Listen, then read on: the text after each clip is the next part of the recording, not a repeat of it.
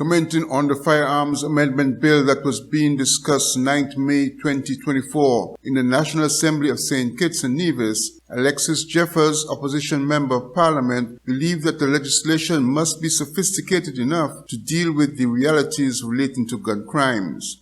He pointed out, for example, that the proposed legislation had not addressed the assembling of guns in the Federation nor the use of so-called ghost guns. Now, I wanted to add another word to that if I possibly can, or if we possibly can. Assemble. And what I mean by assemble, guns can be brought in pieces and assembled here in the Federation. It is being done, Madam Speaker. There are times when you hear a piece of gun come in this week, may have come before. And so there must be some way of dealing with that as well too. Because we have different types of guns in the Federation. You hear about AK-47, you hear about AR-15, you hear about Beretta 9mm, whatever they are. But there's also something called a ghost gun. You know what a ghost gun is? It's a ghost one that cannot be traced because they bring it in a certain way and all of the serial numbers are gone. So these are the things that we have to think about when we are looking at these pieces of legislation and understand what is happening out there on the street. You listen to what is going on and you understand we have some serious problems on our hands. And that is why I do believe this piece of legislation, in terms of it being one that is being brought forward, that is to act as a deterrent, it must also be practical in nature so as to make sure we are capturing what is happening out there on the streets.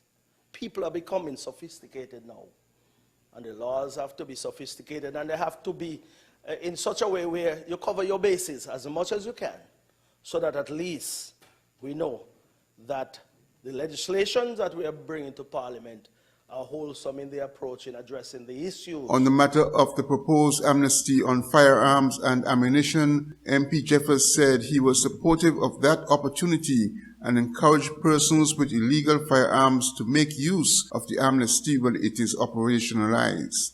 Amnesty is one that I support 100%. And I believe all of us must lend our voice to it by encouraging all those out there, men, women, young and old, whoever you are, and you have an illegal gun in your possession, use this opportunity to turn that firearm into the authorities and save yourself down the road any of the difficulties that may ensue if you fail to do so.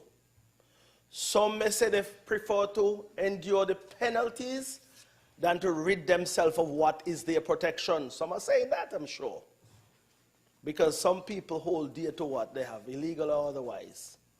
So I'm saying, though, that the first step that you must take is to rid yourself of your illegal firearm and understand that the repercussions of not doing so will be waiting for you down the road.